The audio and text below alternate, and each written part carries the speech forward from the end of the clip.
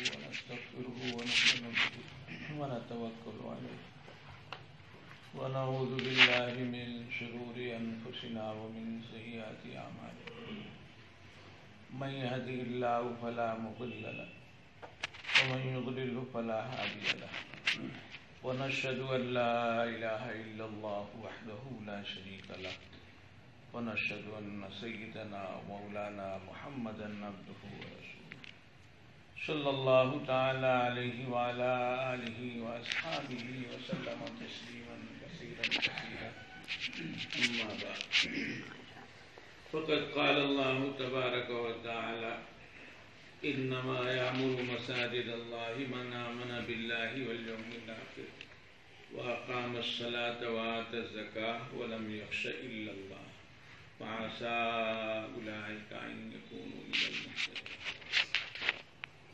کتنا وقت ہے؟ 1 گھنٹہ ہے. عشاء کئے بجے ہوتی ہے؟ 7:15 بجے اذان. جی 7:15 پہ اذان. جی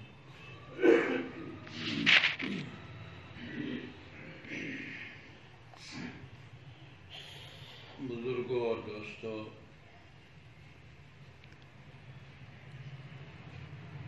مال اور دولت، روپیہ اور پیسہ، یہ انسانی زندگی کے لیے ایک ضروری اور نہایت ضروری چیز ہے. اللہ نے ہم کو اپنے لیے پیدا کیا، آخرت کے لیے پیدا کیا. ما خلقت الجن والانس الا لیعبدون.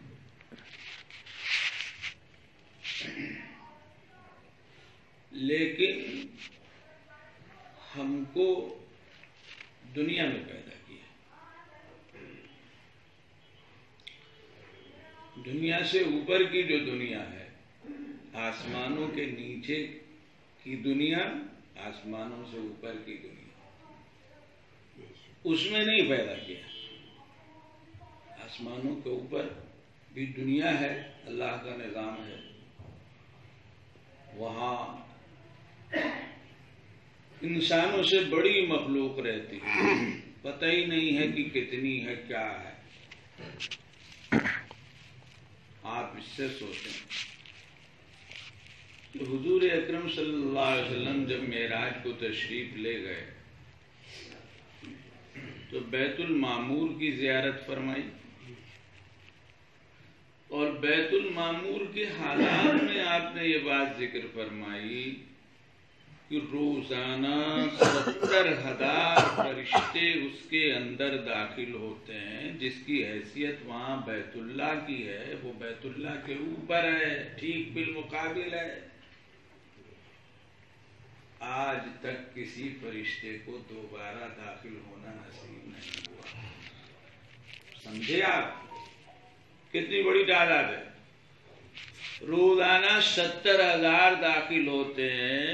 جب سے اللہ نے یہ سب بنایا ہے، آج تک کوئی فرشتہ دوبارہ داخل نہیں. اتنی بڑی تعداد ہے، لیکن وہ نظام اللہ کا ہے. اللہ نے ہم کو نیچے پیدا کیا ہے اس دنیا میں، جہاں کا نظام الگ ہے.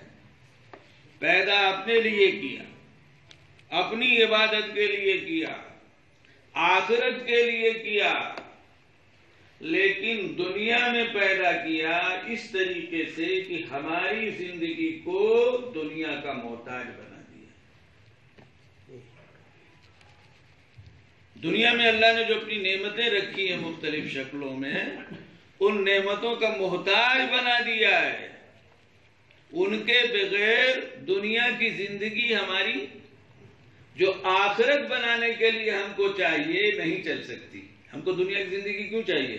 مسلمانوں کو آخرت بنانے کے لیے، اللہ کی رضا حاصل کرنے کے لیے، اس کی خوشی حاصل کرنے کے لیے. لیکن یہ زندگی رہے گی تب تو یہ سب کچھ ہوگا، یہ نہیں رہے گی تو کیسے ہوگا؟ اور اس کے رہنے کے لیے، یعنی باقی رہنے کے لیے اللہ نے ہم کو یہاں کی چیزوں کا ضرورت مند بنا دیا. کھانا ہم کو چاہیے، پانی ہم کو چاہیے، کپڑا ہم کو چاہیے، سر کا سایہ ہم کو چاہیے. سر کا سایہ سمجھ رہے ہیں؟ مکان. ہم کو مکان بھی چاہیے موسم کے اعتبار سے، ہم کو لباس بھی چاہیے موسم کے اعتبار سے، ہم کو کھانا اور پانی چاہیے. ہم کھائیں گے نہیں تو بھوکے مر جائیں گے، اور کھانا میسر ہے اور نہ کھائیں، بھوکے مر جائیں تو ہم مجرم. یہ زندگی اللہ کی امانت ہے ہمارے پاس. اللہ کے حکم کے مطابق اس زندگی کو باقی رکھنا ہے. کھانا ہے ہم نہیں کھائیں گے. دماغ خراب ہو گیا تو آدمی کہے اللہ کھلائے گا تو کھائیں گے. جو لوگ آدھی بات سنتے ہیں دین کی وہ سمجھتے نہیں ہیں. جو لوگ سمجھا سکتے ہیں ان کے پاس سمجھنے نہیں جاتے تو ان کو اس قسم کے مرض لاحق ہوتے ہیں. اور یہ کوئی عجیب بات نہیں ہے، انسان کا ایک نظام ہے. حضرات صحابہ کرام رضوان اللہ تعالی علیہ مجمعین کو بھی دین کے باب میں کچھ غلط فہمیاں ہو جاتی تھیں. وہ ایک بات کو اپنے حساب سے سمجھتے تھے جبکہ اس میں کمی بیشی ہوتی تھی. پھر وہ صحابہ سے سمجھتے یا اللہ کے رسول صلی اللہ علیہ وسلم سے سمجھتے؟ آپ بتاتے تھے ان کو.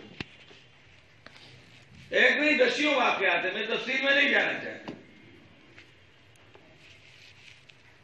بات کان میں پڑی، بہت سی باتیں سیدھی سادھی سمجھ میں آتی، بہت سی باتوں کو سمجھنے کی ضرورت ہوتی ہے، سوچ کر یا کسی کے پاس جا کر. اللہ کھلاتا ہے سن لیا تو آدمی نے سمجھا کہ اللہ اپنے ہاتھ سے کھلاتے ہیں، نعوذ باللہ. لقمہ منہ میں پہنچاتے ہیں اللہ، تو اب آدمی انتظار کرتا ہے کہ اللہ جو ہے لقمہ میرے منہ میں پہنچائیں گے تو میں کھاؤں گا، نہیں تو اپنے ہاتھ سے لقمہ نہیں کھا سکتا، اماں ابا کے ہاتھ سے نہیں کھا سکتا. اسے کہ مولوی صاحب نے کہا ہے اللہ کھلاتا ہے تو مجھ کو تو اللہ کا انتظار ہے. ایسا ہوتا ہے.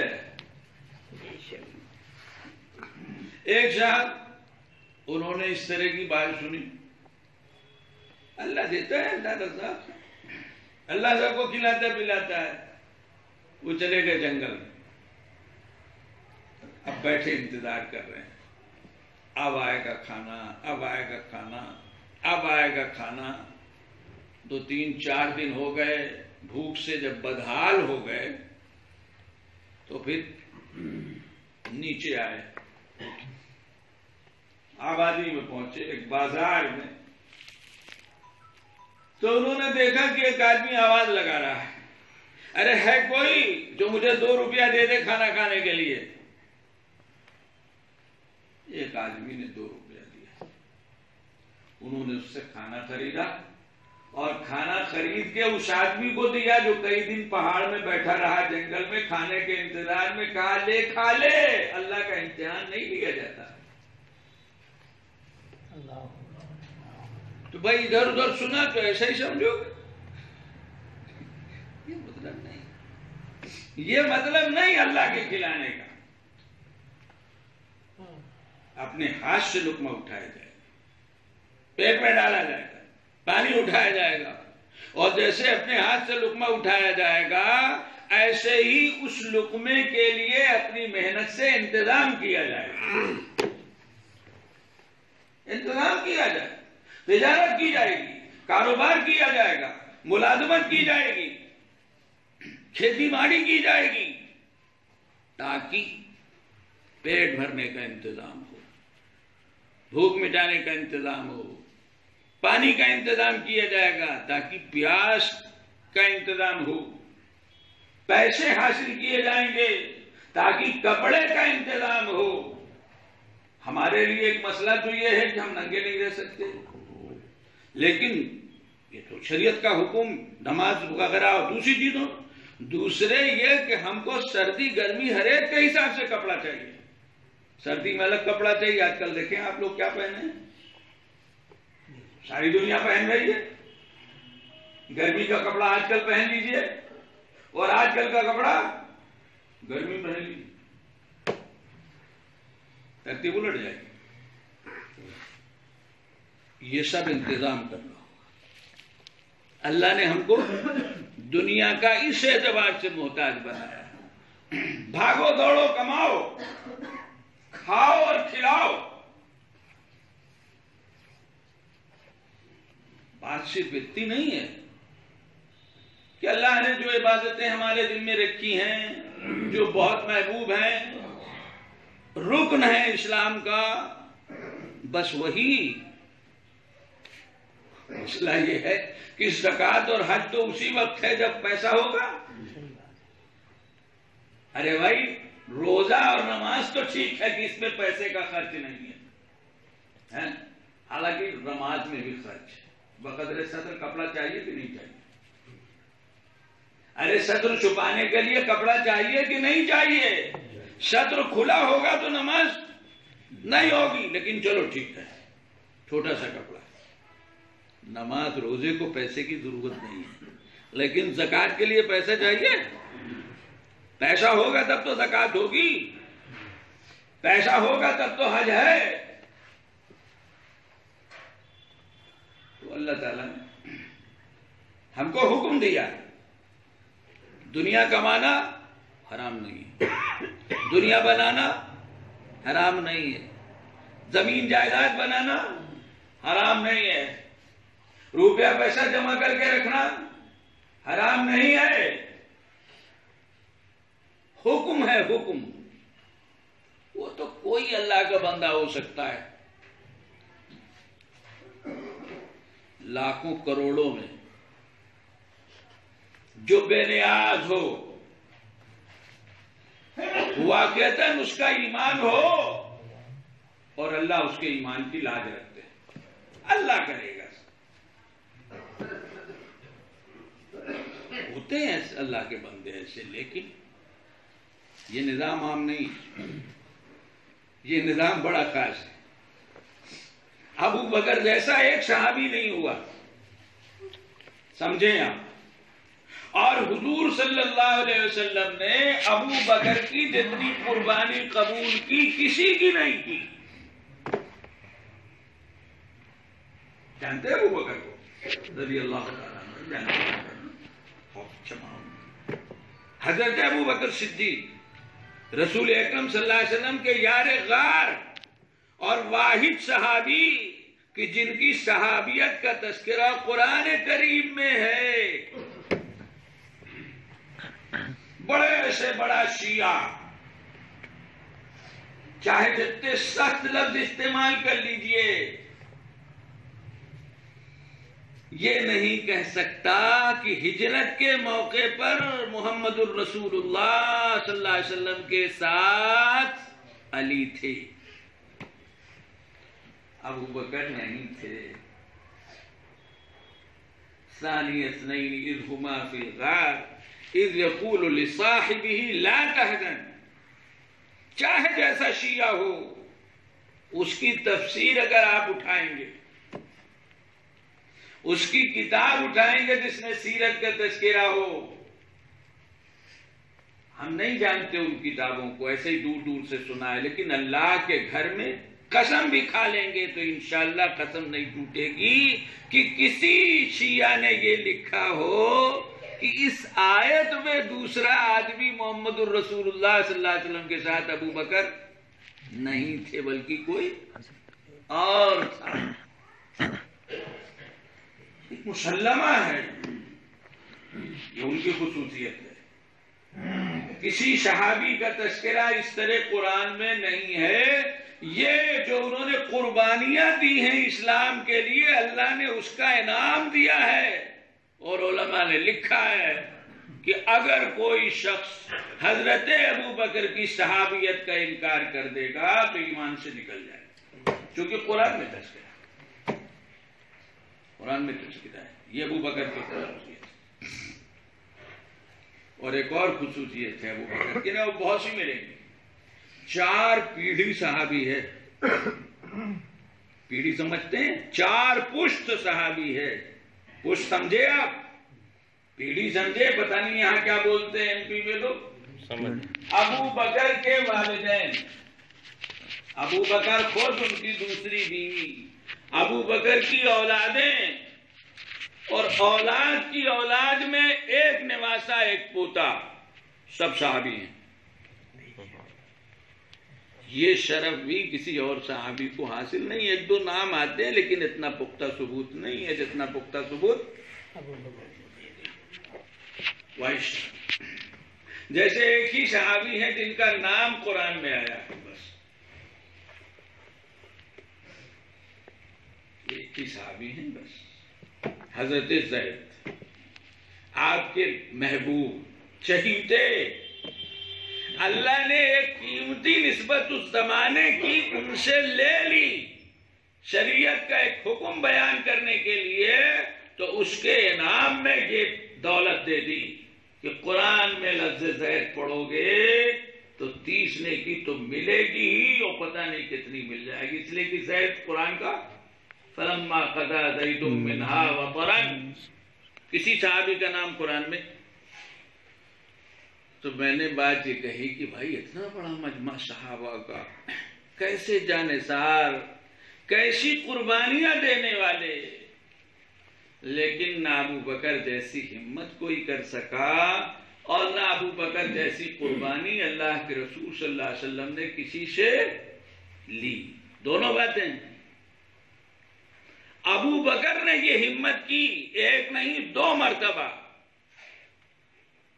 کہ موقع پڑا تو گھر میں جو کچھ تھا سب لے آئے،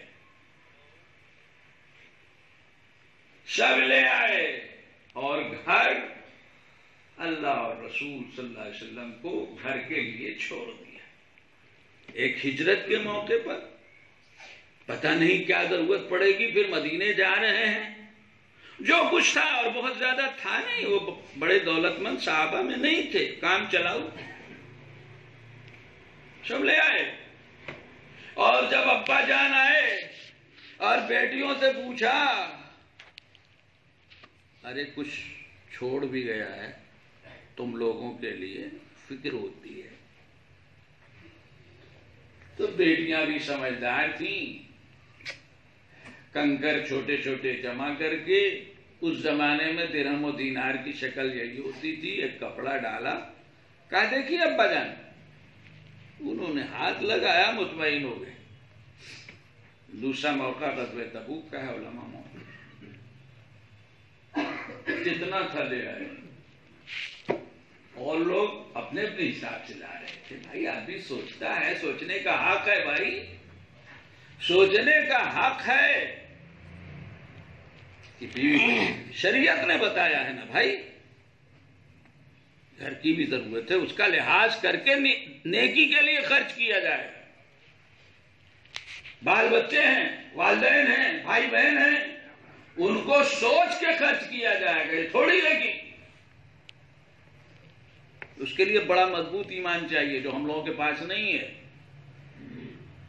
کہنا بہت آسان ہے، جوش میں آدمی کہہ دیتا ہے، اور وہیں اسی وقت سوچنے لگتا ہے کہ ہائے پھر کیا ہوگا. میں نے لکھا تو دیے 10,000 مسجد کا چندہ ہو رہا تھا،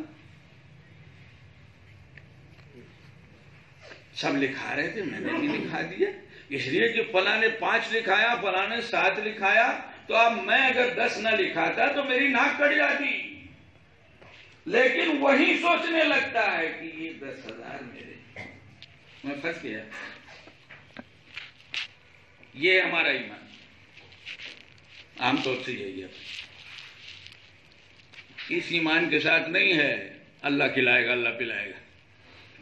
یہ اس ایمان کے ساتھ ہے کہ جہاں ہے نہیں ہے دونوں برابر ہے. اللہ کے ایسے بندے ہوتے ہیں، ہے نہیں ہے، آیا الحمدللہ، چلا گیا انا للہ، کوئی فرق نہیں پڑا. ابو بکر ایسے ہی تھے.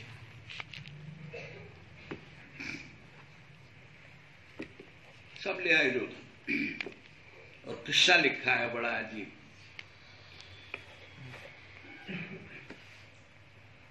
آدمی کی فطرت میں مقابلہ ہے، مقابلہ، ساتھیوں سے مقابلہ، آگے بڑھنا، یہ فطرت ہے انسان کی موقع پڑنے پر. اس میں دو چیزیں ہیں. مقابلے کا مطلب یہ جذبہ ہم آگے ہو جائیں، وہ پیچھے ہو جائے. اس میں دو باتیں. ایک یہ جذبہ کہ دوسرا ذلیل و رسوا ہو، ہماری عزت بنے، یہ ناجائز ہے. یہ ایسی ناجائز ہے جیسے حسد ناجائز ہے. اور دوسرا جذبہ کیا ہے؟ دوسرا جب دیکھو آگے رہتا ہے، کبھی میں بھی تو آگے ہوں، یہ نہیں ہے ذہن میں کہ دوسرا ذلیل ہو، دوسرے کو لنگڑی مار کے آگے ہوں، یہ نہیں ہے ذہن میں. دوسرے کو گرا کر آگے ہوں، جیسے آج کل ہم لوگ عام طور سے عزت چاہتے ہیں دوسروں کو بے عزت کر کے. یہ ہمارا عام مزاج ہے اس وقت. عزت چاہتے ہیں، بڑا بننا چاہتے ہیں دوسروں کو چھوٹا کر کے. طریقہ یہ نہیں ہے. طریقہ یہ ہے کہ تم خود اتنی محنت اور کوشش کرو کہ دوسرے کو چھوٹا کیے بغیر بڑے ہو جاؤ. ایک استاد نے بلیک بورڈ میں ایک لکیر کھینچی اور طالب علموں سے کہا دیکھو اس کو دوسری لکیر کھینچو، اس کو چھوٹا کرو، دوسری لکیر اس کو چھوٹا کرو، مٹائے بغیر. قید لگا، اس کو چھوٹا کرو لیکن مٹائے بغیر. سناٹا چھا گیا. ایک طالب علم کھڑا ہوا، اس نے اس کے اوپر اس سے بڑی لکیر کھینچ دی.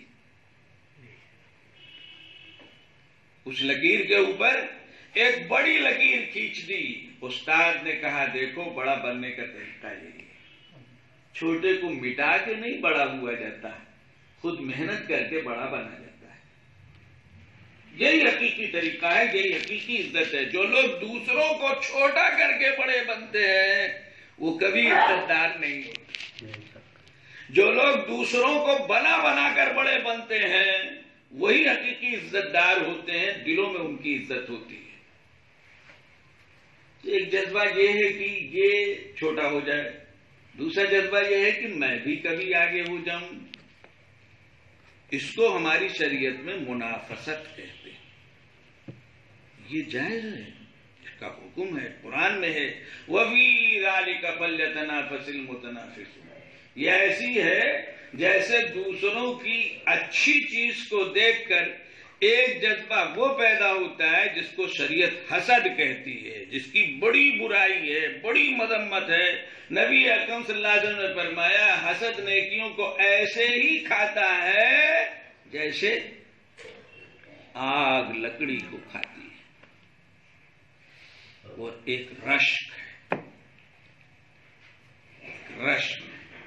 حسد میں کیا ہوتا ہے؟ حسد میں ہوتا ہے یہ اس کو ترقی کیوں ہو رہی ہے، اس کو نہیں ہونی چاہیے. اور رشک اس کو کہتے ہیں کہ میری بھی ترقی ہو جاتی، اس کی ہے تو ٹھیک ہے، اچھی بات ہے. یعنی دوسرے کی ترقی پر کوئی تکلیف نہیں ہے، اس کو دیکھ کر اپنی ترقی کا جی چاہتا ہے. اس کو رشک کہتے ہیں. رشک لا حسد الا فی اثنین، اس کو حسد کہتے ہیں. صحابہ میں بھی یہ سب چیزیں تھیں. مقابلے سے حضرت عمر فرماتے ہیں، حضرت عمر کو جانتے ہیں؟ حضرت عمر فاروق حضور اکرم صلی اللہ علیہ وسلم کے دوسرے نمبر کے چہیتے. پہلے نمبر کے چہیتے، دوسرے نمبر کے جو دونوں ساتھ میں سو رہے ہیں، جو دونوں ساتھ میں سو رہے ہیں اور جب اٹھیں گے تو دونوں دائیں بائیں ہوں گے. دائیں بائیں. شیطان نے دماغ چلایا تو کچھ لوگ کہتے ہیں کہ بھائی ہمارا جی تو چاہتا ہے مدینے جانے کا، لیکن خیال ہوتا ہے وہاں جائیں گے تو روضہ پاک میں تو دو ہمارے دشمن سو رہے ہیں، کیسے ہم دیکھیں گے. نعوذ باللہ من، جیسے بہکاتا ہے تو کئی لاکھ روپے خرچ کر کے جاتے ہیں، نماز نہیں پڑھتے مسجد میں، ایسے ہی شیطان ہے جیسے بہکاتا۔ حضرت عمر فرماتے ہیں کہ میرے دل میں یہ رہتا تھا کہ کوئی موقع ہو کہ ابو بکر کے مقابلے میں مجھ کو شاباشی ملے۔ غزوہ تبوک کے لیے جب چندہ ہونے لگا، چندہ کس کو کہتے ہیں؟ آج بہت سے لوگ جو ہیں وہ عجیب عجیب باتیں کرتے ہیں۔ چندہ ہونے لگا، حضور صلی اللہ علیہ وسلم نے اعلان کیا، آپ صحابہ سے اپیل کیا کرتے، کبھی افراد کی مدد کے لیے، کبھی جماعت کی مدد کے لیے، کبھی یہ کہہ لیجیے کہ حکومت کی مدد کے لیے۔ غزوہ تبوک میں حکومت کی مدد کے لیے کہا گیا، لاؤ بھائی لاؤ، پیسے نہیں ہیں، اب لا رہے ہیں لوگ، لا رہے ہیں، پڑھیے پڑھیے اس کو۔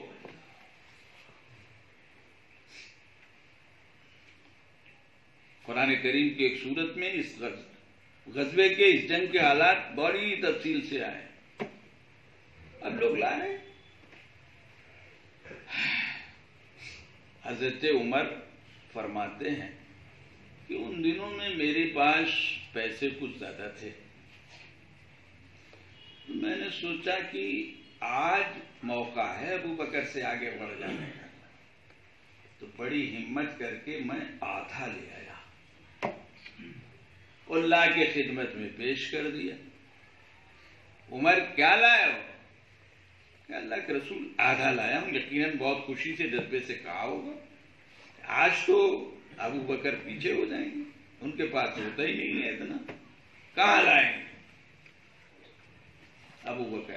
ابو بکر کیا لائے ہو؟ کیا اللہ کے رسول جو گھر میں تھا سب لے آیا؟ ان کے آدھے سے کم ہی رہا ہوگا، کیا پتہ چوتھائی یا اس سے کم، لیکن جو تھا لے آئے۔ ابو بکر عمر نے کہا اس بوڑھے سے آگے۔ اور ایک اور قصہ سنیے، حضرت عمر ہی کہتے ہیں کہ جب حضور صلی اللہ علیہ وسلم کی وفات ہو گئی تو جی میں آیا کہ حضور صلی اللہ علیہ وسلم دنیا سے تشریف لے گئے، اب کوئی بڑی نیکی تلاش کرو۔ دیکھیے یہ حضرات، یہی حضرات حقیقتاً مومن تھے، اور اللہ نے ان حضرات کے واسطے سے ہم کو بتایا ہے کہ ایمان کس کو کہتے ہیں، جیسے انبیاء کے ذریعے بتایا ایمان کس کو کہتے ہیں، اللہ کا حکم ماننا کس کو کہتے ہیں، صحابہ کے ذریعے ہم کو بتایا گیا ایمان کس کو کہتے ہیں، انہوں نے کر کے دکھایا۔ یہ لوگ ہمیشہ اپنے حق میں مطمئن نہیں رہتے تھے، جو لوگ جتنے سچے پکے ہوتے ہیں وہ اتنے ہی ڈرتے ہیں، حضور صلی اللہ علیہ وسلم خود فرماتے تھے۔ بہت سی چیزیں موقع نہیں، حضرت یہ کہہ دینے میں حرج نہیں، روایتوں میں ہے کہ حضرت عمر کی ایک سوچ تھی، حضور صلی اللہ علیہ وسلم کے، وہ سوچ یہ تھی کہ حضور صلی اللہ علیہ وسلم کی زندگی میں جن نیکیوں کی ہم کو توفیق ہو گئی، آپ کے ساتھ رہتے ہوئے، مرنے کے بعد اللہ کی طرف سے بس اسی پر حساب کتاب ہو، آپ کے بعد جو 10-12 سال ہم کو ملے ہیں ان کا سوال نہ ہو، اس لیے کہ اس پر مطمئن نہیں تھے، وہ اس کو کہتے تھے۔ ایک دن حضرت عبداللہ ابن عمر نے حضرت ابو موسیٰ اشعری رضی اللہ عنہما کے بیٹے سے کہا، تم کو پتا ہے کہ میرے والد نے آپ کے والد سے کیا کہا؟ کہا نہیں، کہا میرے والد عمر نے آپ کے والد ابو موسیٰ سے کہا ایک دن کہ میرا جی چاہتا ہے کہ حضور صلی اللہ علیہ وسلم کی زندگی کی جو چیزیں ہیں بس انہی کا حساب کتاب ہو، باقی نہ ہو۔ تو ابو موسیٰ اشعری کہنے لگے کیسی بات کرتے ہیں آپ؟ حضور صلی اللہ علیہ وسلم کے بعد ہم نے اتنی نمازیں پڑھی، اتنے روزے رکھے، اتنے حج کیے، اتنا جہاد کیا، تمام نیکیاں کی ہیں، کیا یہ سب بیکار چلی جائے؟ میں تو اس کے لیے تیار نہیں ہوں۔ عمر نے کہا بھائی میں تو یہی سوچتا ہوں، میں تو یہی سوچتا ہوں کہ میرا تو وہ بس پوچھا جائے باقی چھوڑ دیا جائے، اس پر میں مطمئن ہوں، ایسا ایمان تھا۔ تو انہوں نے کہا کہ کوئی نیکی تلاش کی جائے بڑی، شاید اب وہ گھوم گھام کے ان کو مدینہ منورہ کی آبادی کے باہر کہیں پر ایک بڑھیا ملی، اپنے مکان میں اکیلے رہتی تھی، کوئی خادم نہیں، کچھ نہیں۔ حضرت عمر نے دیکھا اور کہا کہ اس سے بڑی کوئی نیکی نہیں ہوگی کہ اس کی خدمت کی جائے۔ پانی جھاڑو۔ ایک دن پہنچے فجر کے بعد تو دیکھا کہ پانی جھاڑو سب ہو چکا ہے۔ دوسرے دن فجر سے پہلے پہنچے، سب ہو چکا ہے۔ تیسرے دن کافی رات سے جا کے چھپ کے بیٹھ گئے کہ یہ ہے کون نیک بندہ اللہ کا جو مجھ سے زیادہ فکر مند پہلے آ کے کر جاتا ہے۔ اب تیسرے دن جب وہ آدمی آیا نکل کے پکڑا۔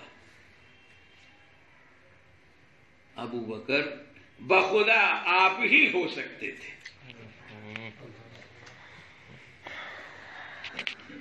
تو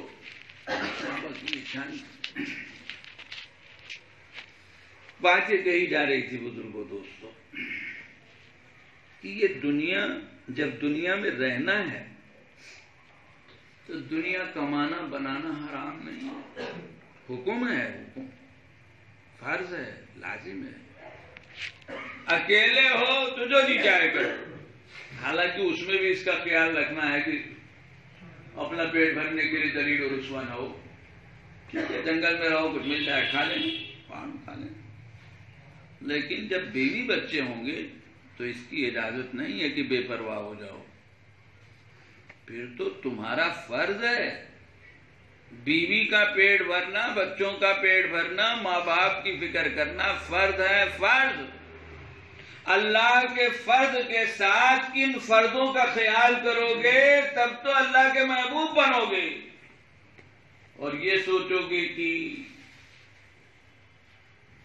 دن بھر روزہ رکھتے رہیں اور رات بھر نماز پڑھتے رہیں، بیوی بچے اللہ کھلا دے گا، کہیں سے کھا لیں گے، بزرگوں دوستو پکڑ ہو جائے گی۔ حضور صلی اللہ علیہ وسلم نے صحابہ کی پکڑ کی ہے، صحابہ کو تنبیہ کی ہے۔ آپ نے فرمایا ہے، سن لیجئے اچھی طرح، ایک آدمی وہ ہے جو مستقل نفل روزے رکھتا ہے، رات بھر نمازیں پڑھتا ہے، نہیں دے کتنا بڑا کام ہے، کتنی بڑی عبادت ہے۔ ایک آدمی وہ ہے کہ جو 5 وقت کی فرض نمازیں سنتیں بھی ساتھ میں ہیں ان کو پڑھتا ہے، رمضان کے روزے رکھتا ہے، باقی مزید روزے نہیں ہوتے، نماز نہیں ہوتی، اس لیے کہ دن بھر رزق حلال کے لیے اس کی طلب و تلاش میں اس کو پھرنا پڑتا ہے تاکہ اپنا اور اپنے بچوں کا پیٹ حلال طریقے سے بھر سکے۔ نبی اکرم صلی اللہ علیہ وسلم نے فرمایا یہ جو خالی فرض نمازیں پڑھتا ہے، فرض روزے رکھتا ہے، اور رزق حلال کے لیے مارا مارا پھرتا ہے، یہ مسلمان اس مسلمان سے افضل ہے جو مستقل روزے رکھتا ہے، مستقل رات بھر جاگتا ہے۔ سن لیجیے اچھی طرح، بات کیا ہے؟ بات یہ ہے بزرگوں دوستو کہ اللہ تعالیٰ نے خالی اپنا حق نہیں رکھا ہے، بندوں کا حق بھی رکھا ہے، بندوں کا حق بھی رکھا ہے۔ اور اللہ تعالیٰ نے اپنے حق میں جیسے سختی کی ہے، بندوں کے حق میں بھی سختی کی ہے، بلکہ علماء نے لکھا ہے اور ہے بھی یہی، اللہ کے حق میں کوتاہی اللہ سے رونے گڑگڑانے سے معاف ہو جائے گی، بندوں کے حق میں کوتاہی رونے کے گڑانے سے معاف نہیں، وہ تو ادا کرنا ہی پڑے گا، یا اسی سے معافی مانگو، نہیں ادا کرنا پڑے گا۔ جہاں نہیں ادا کرو گے تو آخرت میں ادا کرنا پڑے گا، صراط سے پار بھی ہو جاؤ گے تب بھی ادا کرنا پڑے گا۔ حتیٰ کہ ایک حدیث میں آیا، حضور اکرم صلی اللہ علیہ وسلم نے فرمایا، صحابہ سے پوچھا ہے، جس کا حاصل یہ ہے بعض لوگ آخرت میں آئیں گے بظاہر بڑے مطمئن اور خوش، بڑی اچھی زندگی تھی، بڑی اچھی زندگی تھی، نماز روزہ تہجد نوافل صدقہ و خیرات تمام چیزیں تھیں، ظاہر ہے آدمی مطمئن۔ لیکن دوسری طرف کیا تھا کہ حقوق العباد کے باب میں بڑا مجرم، ایک وقت کی جماعت نہیں چھوٹ رہی، ایک دن کی تہجد نہیں چھوٹ رہی، کسی دن کی اشراق و چاش نہیں چھوٹ رہی ہے، کوئی نفل روزہ نہیں چھوٹ رہا ہے، پیسے ہیں کوئی موقع خرچ کرنے کا نہیں ضائع ہو رہا ہے۔ دوسری طرف کیا ہے؟ دوسری طرف یہ ہے کہ اس طرح آئے گا، کسی کو گالی دی ہوگی، کسی کو برا بھلا کہا ہوگا، کسی کو ناحق مارا ہوگا، کسی کو قتل کیا ہوگا، کسی کی زمین دبائی ہوگی، ڈھیر بھر نیک اعمال اور ڈھیر بھر اللہ ہم سب کی حفاظت فرمائے برائیاں اور گناہ۔ اب وہاں حساب ہوگا اس دربار عالی میں، اس عدالت میں جہاں ایک پیسہ چھوٹنے والا نہیں ہے، چھپنے والا نہیں۔ یاد رکھیے اچھی طرح، دنیا کے حساب میں ہو سکتا ہے آڈیٹر صاحب حساب کرنے والے کہہ رہے چھوڑو ایک پیسہ ہے، وہاں نہیں چھوٹے گا، وہاں نہیں چھوڑا جائے گا۔ بڑی نیکیاں کی، ایک پیسہ جانے دو، ایک پیسہ کیا پوچھے، نہیں نہیں، اتقوا النار ولو بشق تمرہ، حساب ہوگا۔ اب جب حساب ہوگا اور جن لوگوں کی حق تلفیاں کی گئی ہوں گی، جن کو گالی دی ہوگی، جن کو برا بھلا کہا ہوگا، جن کو ناحق مارا پیٹا ہوگا، ذلیل و رسوا کیا ہوگا، جن کی زمین دبائی ہوگی، جن کا پیسہ دبایا ہوگا، جو دنیا میں کچھ نہیں کر سکے اس لیے کہ مجبور تھے بیچارے، یا کوشش تو کی تھی لیکن ناکام ہو گئے، وہ سب کھڑے ہوں گے دربار عالی میں، پروردگار یہ تو وہ جگہ ہے کہ جہاں انصاف ہو نہیں ہونا ہے، حق ملنا ہی ملنا ہے، ہمارا حق دلا دیا جائے تو سب کا حق دلایا جائے۔ اب وہاں کیسے دلایا جائے گا؟ وہاں کیسے دلایا جائے گا؟ وہاں کا سرمایہ نیکیاں ہیں، نیکیاں ہیں، نیکیاں جتنی کما کے لے گئے وزن کر کر کے، جتنے لوگ آتے گئے دیکھو ان کے حق کے برابر نیکی، ان کے حق کے برابر، ان کے حق کے برابر، دو نیکیاں ختم ہو گئی۔ فرشتے کہیں گے اللہ نیکیاں تو ختم ہو گئی، ابھی کئی لوگ کھڑے ہیں، ابھی کئی لوگ کھڑے ہیں، تو اللہ تعالیٰ فرمائیں گے اب ایسا کرو، جو لوگ رہ گئے ہیں اللہ ہم سب کے چھوٹے بڑے سارے گناہوں کو معاف فرمائے، ایسے اعمال سے حفاظت فرمائے۔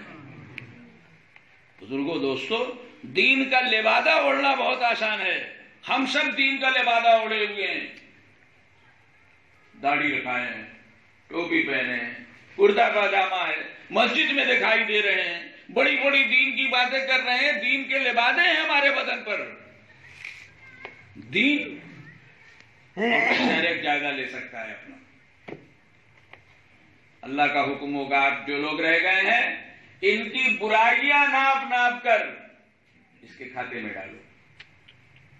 جو کما کے لے گئے تھے سردی کی راتوں کا تہجد سب ختم ہو گیا، برائیاں دوسروں کی اپنے کھاتے میں آ گئی، یہاں سے بڑا مال لے گئے تھے وہاں خالی ہاتھ، کہاں جائیں گے؟ یہ ہے بزرگوں دوستوں حقوق العباد. یاد رکھیے بے شک 5 وقت کا نمازی بننا آسان نہیں ہے، تہجد گزار بننا آسان نہیں ہے، لیکن حقوق العباد کے معاملات کی نسبت سے یہ سب آسان ہے. آج کل آدمی اکثر و بیشتر دین کی باتیں سن کر دیندار بنتا ہے، دین اس میں آتا ہے، لیکن زیادہ تر یہ دین کس شکل میں آ رہا ہے؟ 5 وقت کی نماز، تہجد، نوافل، پیسہ ہے تو کچھ خرچ، داڑھی، ان شکلوں میں آ رہا ہے. معاملات وہی کے وہی. ایک آدمی دین کی باتیں سن کر دین کے قریب آیا، دین سے، دین کے کاموں سے جڑا.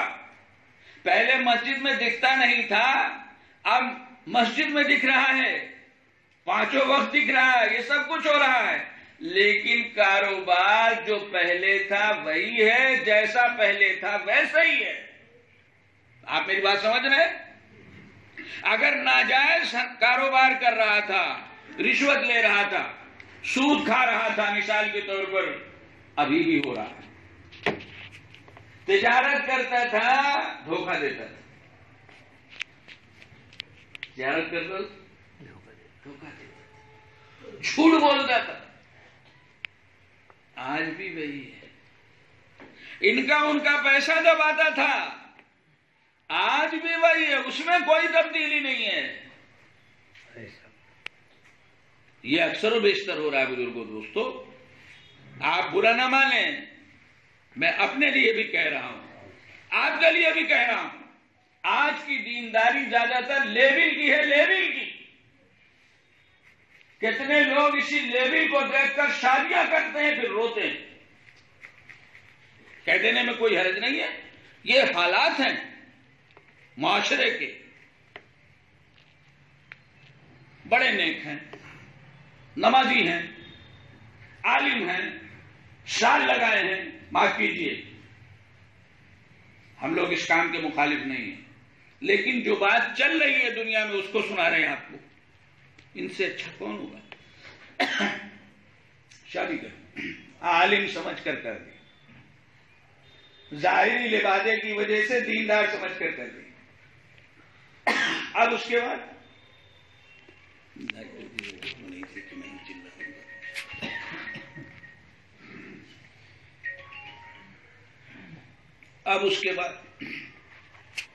اب گوٹ پھنس رہی ہے.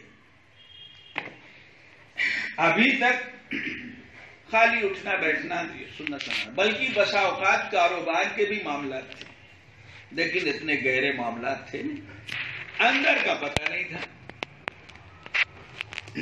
اندر کا پتہ نہیں تھا. اب جب معاملات آئے، لڑکی آئی یا لڑکی گئی، اب معاملات پڑے یا کاروبار کیا.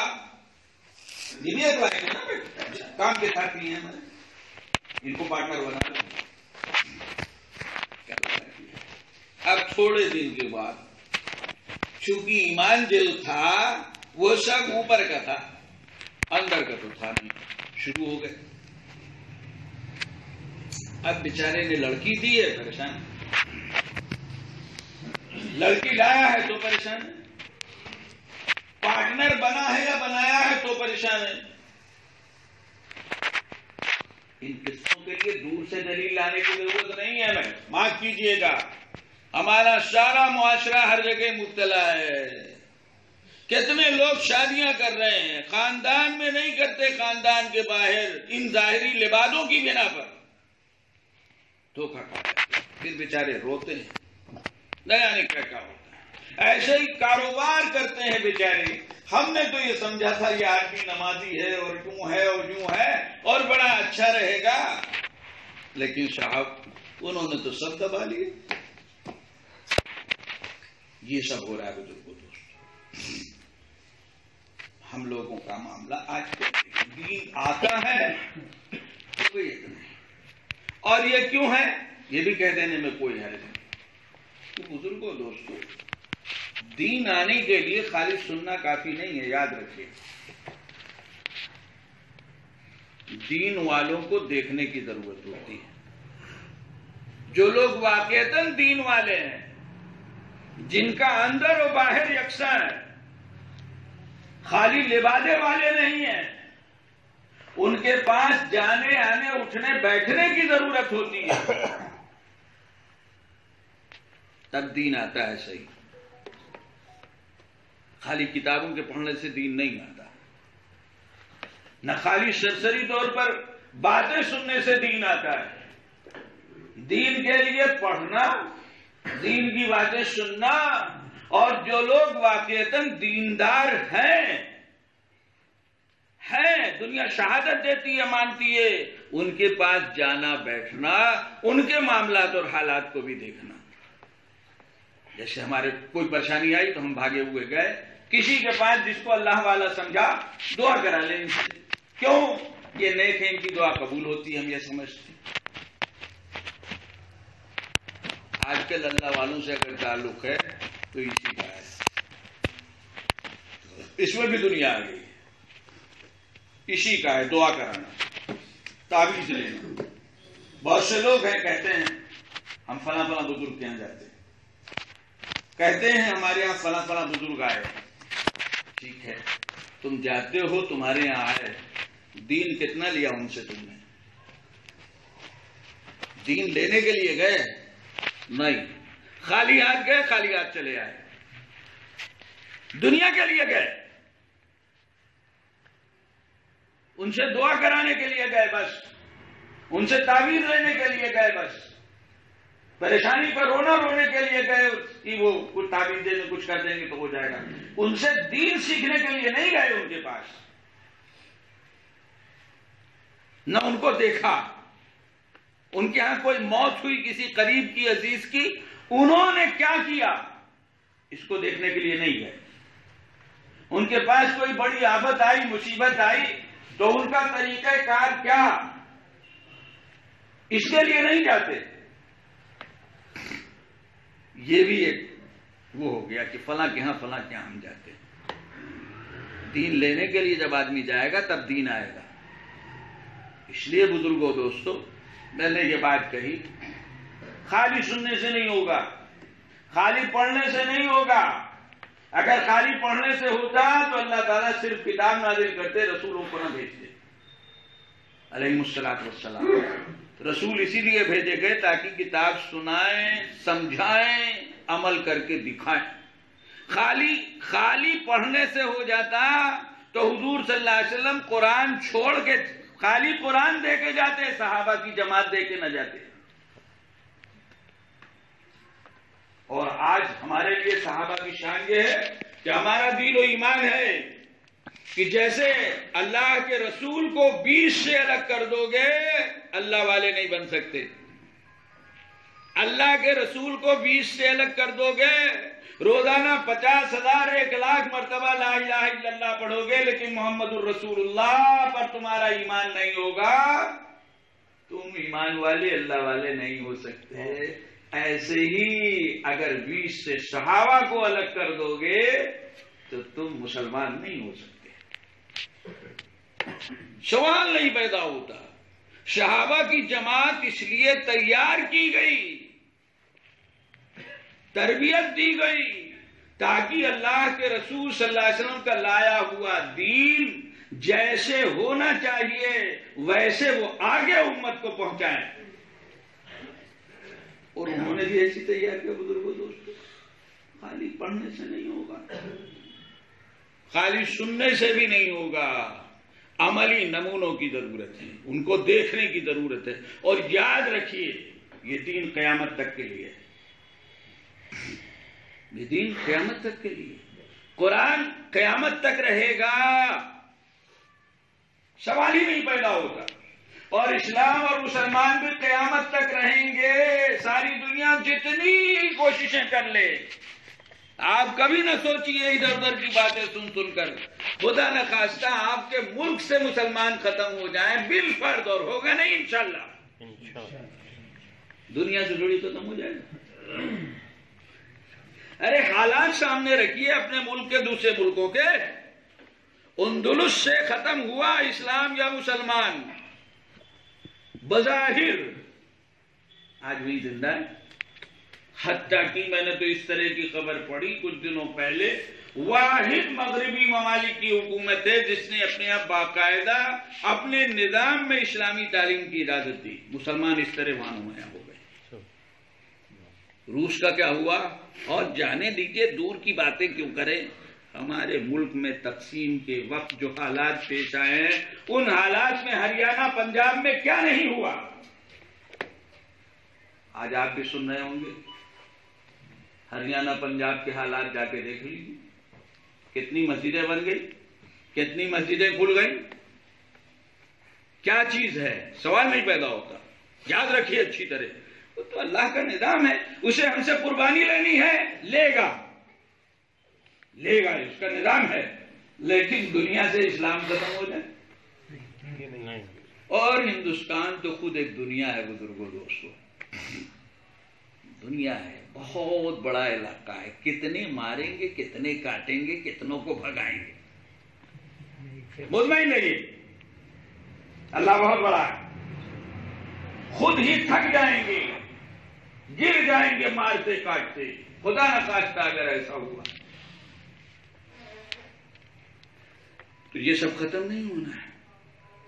اور جیسے یہ نہیں ختم ہونا ہے، یاد رکھیے اسلام کے عملی نمونے قیامت تک برابر باقی رہیں گے. سچے پکے مسلمان، دیانتدار مسلمان، اچھے مسلمان، متقی مسلمان، پرہیزگار مسلمان، اللہ والے مسلمان، یہ قیامت تک ہوتے رہیں گے. یہ بات الگ ہے کہ پہلے کے مقابلے میں کم. ایسا نہیں ہے کہ نمونے نہیں ہیں، نمونے نہیں ملیں گے، کوئی ملتا نہیں. تم نے تلاش کیا، ارے تم نے تلاش کیا، تم گئے بھی واقعتاً کسی ایسے شخص کے پاس جو حقیقتاً عالم ہے، اللہ کا ولی ہے. تم تو ادھر ادھر پھرتے رہے. مرتا ایک صاحب نے ٹرین میں کہہ دیا، مسلمان تھے، بھائی ہم کو تو کوئی مولوی ایسا نہیں ملا. کہا آپ نے دیکھے نہیں، آپ کو کیا ملے گا؟ اللہ کا فضل ہے، اس کا انعام ہے، احسان ہے. ہم نے ایسے لوگوں کو دیکھا ہے، ہم اپنی بات کر رہے ہیں، کہ جن کے نزدیک دنیا کی کوئی حیثیت نہیں تھی، اللہ نے اپنے فضل سے یہ دولت عطا کی ہے. کہا آپ نے دیکھا نہیں مولوی کیا چیز ہوتی ہے، عالم جس کو کہتے کیا چیز ہوتی ہے. آپ نے تو ہم جیسے لبادے والے دیکھے ہیں تو آپ کہہ رہے ہیں.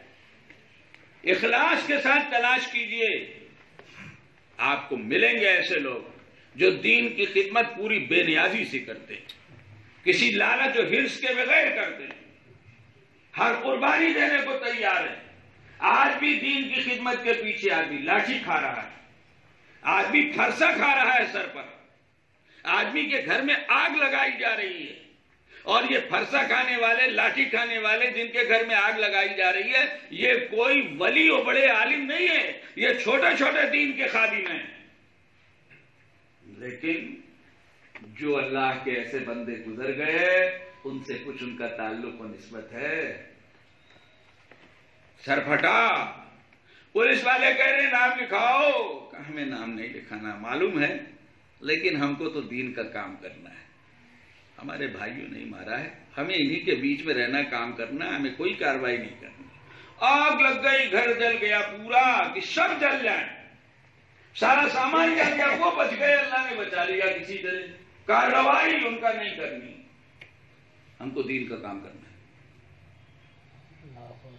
آپ بتائیں، یہ بہت چھوٹے لوگ ہیں جن کے میں سنا رہا ہوں، ہم مدرسے والے ہیں، یہی ہمارا اوڑھنا بچھونا ہے، زندگی اسی میں گزر گئی ہے. اللہ کا شکر ہے بچے نکلتے ہیں.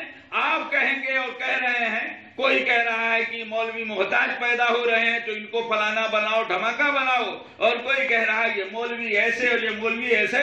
یہ انہی مولویوں کی بات سنا رہا ہوں جو ابھی ہم لوگوں کے بیچ سے، ہم جیسے نالائق، کمزور، مولانا صدیق صاحب نہیں رہ گئے، ہم سے پڑھ کے جا رہے ہیں، وہ یہ کر رہے ہیں. کیوں؟ بزرگوں کے حالات سن رہے ہیں، اپنی آنکھوں سے کچھ دیکھ رہے ہیں. فرضی نہ سمجھیے، آپ کو اطراف میں بھی قصے مل جائیں گے ایسے مخلصین کے خادموں کے. یہ خادم ہیں، ایسے لوگ آج ہیں عملی نمونے والے. ان کے پاس جائیے گا تب سچا دین آئے گا. جب معاملات کے کھرے لوگوں کے پاس جائیے گا تب کھرا پن آپ میں آئے گا. اور نہیں جائیے گا تو کیا وہی بزرگوں لبادہ آ جائے گا. حاجی صاحب ہو گئے، فلاں صاحب ہو گئے، فلاں صاحب ہو گئے، معاملات وہی کے وہی. بزرگوں دوستوں یہ نہیں. بے شک نماز کا بڑا سب چیزیں اپنی جگہ پر، لیکن یہ ضروری ہے. مسلمان ہونے کا مطلب خالی نمازی ہونا نہیں ہے، تہجد گزار ہونا نہیں ہے، یہ ارکان اسلام کی ادائیگی خالی نہیں ہے. مسلمان ہونے کا مطلب ہے اللہ کا سچا پکا بندہ، پورے دین میں شریعت پر عمل کرنے والا. وہ مسجد میں ہے تب بھی مسلمان ہے، جب دکان پہ رہتا ہے تب بھی مسلمان ہے، کھیت میں ہے تب بھی مسلمان ہے، ملازمت میں ہے، بابو ہے، آفیسر ہے، تب بھی مسلمان ہے. کہیں پر وہ پھسلتا نہیں. بزرگوں دوستوں، ایسے لوگوں کے پاس جب آدمی جائے گا، بیٹھے گا، سنے گا، تب دین آئے گا. دین عملی چیز ہے. عملی نمونے جب دیکھیں گے تب تو اندر بات آئے گی. ارے بھائی، اللہ نے رسول انسانوں میں سے کیوں بنائے؟ اس لیے بنائے کہ اللہ کی باتیں سنانے والا جب انسانوں کو اپنا جیسا دکھائی دے گا تب ہوگا کہ ارے بھائی ہم بھی یہ کر سکتے ہیں، ہم بھی یہ کر سکتے ہیں. رسول کھاتے ہیں، رسول پیتے ہیں، رسول چلتے ہیں، رسول شادی کرتے ہیں، رسول کے بیوی بچے ہیں، رسول کاروبار کرتے ہیں، رسول بیمار ہوتے ہیں، رسول کو چوٹ آتی ہے، رسول کو لوگ گالی دیتے ہیں، وہ صبر کرتے ہیں. یہ سب جب دیکھے گا انسان تب تو مانے گا ان ہدایتوں کو. اور نہیں تو فرشتے ان سے زیادہ نیک کون؟ وہاں گناہ ہے ہی. سمجھنے کی ضرورت ہے. اس لیے بزرگوں دوستوں، عملی نمونے خالی سننے میں نہ رہیے، پتہ لگائیے اپنے علاقے میں. جو سچا پکا مسلمان سمجھا جاتا ہو، نمازی بھی ہے اور ساتھ ہی ساتھ معاملات کا بھی سچا پکا ہے، لوگ جانتے ہیں بھائی وہ کھرا تو بہت ہے، قیمت 1 پیسے نہیں کم کرتا، لیکن مال اس کا 101% کھرا ہوتا ہے. آپ کریڈٹ بنائیے مارکیٹ میں، پھر دیکھیے کیا ایسے لوگوں کی دکان نہیں چلتی؟ کچھ دن پریشانی اس کو ہوتی ہے تو اس سے زیادہ دوسروں کی ہوتی ہے جو اس کو بتاتے ہیں ارے بھائی یہ زمانہ سچ بولنے کا ہے. یہ دماغوں میں بس گیا ہے کہ یہ زمانہ سچ بولنے کا ہے، یہ زمانہ مال کے عیب کو چھپانے کا ہے. نہیں نہیں، یہ سمجھایا جاتا ہے. بزرگوں دوستوں ایسا نہیں. آپ تو بے پرواہ ہو کے مال کا عیب بتائیے، پیسہ صحیح بتائیے. رنگ کچا ہے، مال اوریجنل نہیں ہے، صاف بات ہے. مال ہم ذمہ داری نہیں لیتے، پیسے اتنے ہیں تمہاری سمجھ میں آئے لو، یہ ہے کرم. ایسا تاجر بھی بزرگوں دوستوں اس لائق ہے کہ ہم اس کی صحبت میں جا کے بیٹھے اپنے ایمان کو بنانے. کیوں؟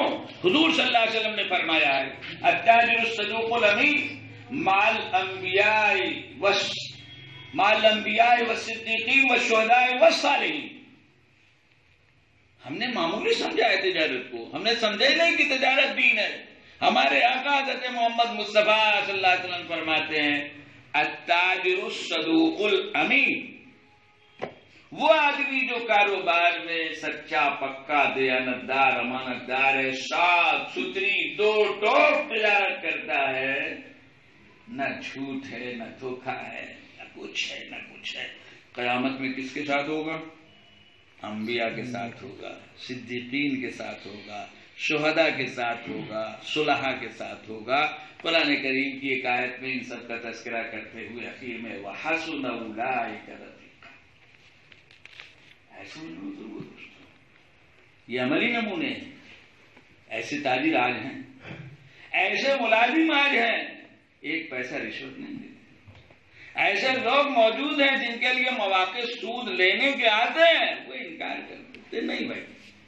ایسے لوگ موجود ہیں جو پوچھتے ہیں یہ حلال ہے یہ حرام ہے. ہم لوگ تو چونکہ اس لائن کے ہیں، لوگ پوچھا کرتے ہیں کبھی کبھی. بعض اللہ کے بندے یہ بھی کہہ دیتے ہیں کہ ہم کو معلوم ہو جائے اگر یہ حرام ہے تو ہم نہیں کریں گے. جب کہا جاتا ہے تو کہتے ہیں ٹھیک ہے ہم نہیں کریں گے. شامت ہیں ایسے لوگ، تلاش کیجیے ایسے لوگوں کو، ان کے پاس اٹھیے بیٹھیے. خالی انہی کے پاس مت جائیے اٹھیے بیٹھیے جو رات دن ہاہو میں لگے ہیں. ایسے رات دن پیسے والوں کے پاس مت بیٹھیے. آپ رات دن پیسے والوں کے پاس بیٹھیں گے جو ہر وقت گن رہے ہیں گنا رہے ہیں. اللہ کی چھوٹی کیا بڑی بڑی نعمتوں کی بھی قدر دل میں نہیں آئے گی. اور کمزوروں غریبوں کے پاس بیٹھیے گا تو اللہ کی چھوٹی چھوٹی نعمتیں بھی بڑی معلوم ہوں گی. ایک بزرگ فرماتے ہیں میں امیروں کے پاس بیٹھا کرتا تھا، اپنے سے زیادہ محتاج اور پریشان ہر کسی کو نہیں سمجھتا تھا. غریبوں کے پاس بیٹھنا شروع کیا، ساری پریشانی ختم ہو گئی. ان امیروں کا کیا ہے؟ آج کے ماحول میں تو خاص طور سے ہر وقت لاکھ کروڑ، یہ زمین وہ جائیداد، یہ گاڑی، یہ فلانا، وہ پلاٹ، یہ فلیٹ، یہی ہے ان کی مجلسوں میں. یہی ہے ان کی مجلسوں میں. جو بیٹھ رہا ہے، جو آ رہا ہے، یہی سنا رہا ہے، یہی سن رہے ہیں. ایسے لوگوں کے پاس لاکھ نمازی تہجد گزار ہوں، آپ کو کچھ نہیں ملے گا. تو ہر وقت دنیا میں ڈوبے ہوئے ہیں، کیا دیں گے؟ ارے ان کے پاس جائیے جو ہر وقت دنیا میں ڈوبے ہوئے نہیں. اپنے ایمان کو مضبوط بنانا ہے، ایسے لوگوں کے پاس جائیے، ان کے پاس اٹھیے بیٹھیے، ان سے ملیے. محلے کے امام صاحب ہیں، بظاہر نیک سمجھ میں آتے ہیں، دیندار سمجھ میں آتے ہیں، اپنا کام ٹھیک سے کرتے ہیں، ان کے پاس بیٹھیے. کوئی تاجر ہے جس کی تجارت اس طرح ہوتی ہے، اس کے پاس بیٹھیے. کوئی ملازم ہے جس کا نظام زندگی کا ایسا ہے، اس کے پاس بیٹھیے. اس لیے بیٹھیے کہ ہم کو بھی کچھ آ جائے، ہم بھی کچھ سیکھ لیں. انشاءاللہ نفع سے خالی نہیں ہے. یاد رکھیے، یا ایھا الذین آمنوا اتقوا اللہ وکونوا مع الصادقین. اللہ فرما رہے ہیں یہ کونوا مع الصادقین کیا چیز ہے؟ یہ کونوا مع الصادقین دین کی حفاظت کے لیے. اے ایمان والو، اللہ سے ڈرو، سچے پکے مسلمان بنو. اور اگر چاہتے ہو کہ سچے پکے مسلمان بنو تو سچے مسلمانوں کے ساتھ رہو. کونوا مع الصادقین. اس لیے بزرگوں دوستوں، اپنے ایمان کو بچانے کی فکر کیجیے، بنانے کی فکر کیجیے، بچانے کی فکر کیجیے. نیکیاں کیجیے، نیکیوں کی حفاظت کیجیے. نیک لوگوں کو تلاش کر کے کچھ دیر ان کے پاس بیٹھیے. جائیے ہفتے میں ایک مرتبہ، مہینے میں ایک مرتبہ. تمام کاموں کے لیے جاتے ہیں، چلو آج اتوار ہے، فلاں دیکھے جا رہے ہیں، یہاں جا رہے ہیں، وہاں جا رہے ہیں. میں کہتا ہوں کہ اپنے نظام کے مطابق وقت لگانے آپ جا رہے ہیں، وہ بھی ایک نظام ہے جس سے ذہن بنتا ہے، لیکن وہ کافی نہیں ہے. صاف بات ہے، وہ کافی نہیں ہے. ہم لوگ جو مدرسے میں 8 سال 10 سال پڑھتے ہیں، سالہ پوری زندگی گزری جا رہی ہے، یہ ہمارے لیے کافی نہیں ہے. یہ ہمارے لیے کافی نہیں ہے. اہل اللہ کی صحبت، نیک مسلمانوں کی صحبت، سچے پکے مسلمانوں کی صحبت ہر مسلمان کے لیے ضروری ہے، ہر داعی دین کے لیے ضروری ہے، ہر دین کا کام کرنے والے کے لیے ضروری ہے، ہر پڑھانے والا مولوی اس کے لیے ضروری ہے، اور ہر مبلغ و داعی کے لیے بھی ضروری ہے. سب رسمیات ہیں، ہم پڑھا رہے ہیں، بڑی بڑی کتابیں پڑھا رہے ہیں، ٹھیک ہے، پڑھا ہے، اللہ نے صلاحیت دی ہے، پڑھا رہے ہیں. ہم کو ضرورت ہے ان لوگوں کے پاس جانے کی، بیٹھنے کی، جن کے پاس جاؤ حدیث میں آتا ہے خیار و عباد اللہ الذین اذا رؤوا ذکر اللہ. جن لوگوں کے پاس بیٹھنے سے اللہ کی یاد آتی ہو، جن لوگوں کے پاس بیٹھنے سے اللہ کی یاد آتی ہو، اللہ سے محبت پیدا ہوتی ہو، دین کی عظمت پیدا ہوتی ہو، ان کے پاس بیٹھیے. اور مراد ہے وہ لوگ جو عملی طور پر ایسے ہیں. بزرگوں لوگ تو زبانی سنانا تو بڑا آسان ہے. شاعروں کو دیکھیے کتنی بڑی بڑی سناتے ہیں. ہر زمانے میں یہی رہا ہے، کوئی نئی بات نہیں ہے، اسی لیے قرآن نے کہا ہے وَالشُّعَرَاءُ يَتَّبِعُهُمُ الْغَاوُونَ أَلَمْ تَرَ أَنَّهُمْ فِي كُلِّ وَادٍ يَهِيمُونَ وَأَنَّهُمْ يَقُولُونَ مَا لَا يَفْعَلُونَ۔ یہ شاعر ان کا مزاج ہی ہے بے پر کی اڑانا، بے پر کی اڑانا اور عملی زندگی سے دور رہنا، اسی چکر میں رہنا۔ واہ کیا پرواز ہے، واہ کیا شعر ہے، واہ کیا بات کہی گئی ہے، اسی میں مست ہیں بس۔ ہم سب لوگ یہی اسی طرح سنا رہے ہیں۔ اللہ کا فضل ہے کہ کچھ پڑھنے پڑھانے کی برکت سے کچھ اللہ کے بندے مل جاتے ہیں، مل گئے اور جاتے ہیں ان کے پاس، بیٹھتے ہیں تاکہ کچھ ہم کو بھی مل جائے، کچھ ملتا رہے، چلتا رہے۔ چارجنگ بیٹری کی ہوتی ہے۔ ہمارے قریب کے ملک میں ایک حکمراں ہوئے، اللہ ان کے درجے بلند کرے، جب دیکھو 2-4 مہینے میں عمرہ کرنے پہنچ جاتے۔ کسی نے پوچھا، بڑے اشکالات تھے، بڑی باتیں تھی، بڑا پیارا جملہ کہا، بڑا پیارا جملہ کہا، کیوں جاتے ہو بار بار وہاں؟ تمام پریشانی ہوتی۔ خیر وہ کہتے بھی تھے کہ بھائی میں تو ایسے ہی آتا ہوں۔ کہا بیٹری چارج کرنے جاتا ہوں۔ کیوں جاتے ہو بار بار حجاز مقدس؟ انہوں نے کہا بیٹری چارج کرنے جاتا ہوں۔ آپ سمجھ رہے ہیں، ہم میں سے ہر ایک کو ضرورت ہے بیٹری چارج کرنے کی۔ یہ بیٹری کہاں سے چارج ہوگی؟ جہاں کرنٹ ہوگا، جہاں کرنٹ ہوگا، جہاں حقیقی سچا پکا ایمان ہوگا، وہاں سے چارج ہوگی بزرگوں دوستوں۔ اور جہاں خالی زبان ہوگی، زبان جیسے میں بول رہا ہوں، وہاں سے نہیں ہوگا۔ اللہ ہم سب کو سچا پکا مسلمان بنائے اپنے فضل سے۔ اس نے یہ دولت عطا کی ہے، ایمان کی دولت عطا کی ہے۔ اللہ ہمیں اس کی قدر کرنے کی توفیق عطا فرمائے، اس کا حق ادا کرنے کی توفیق عطا فرمائے۔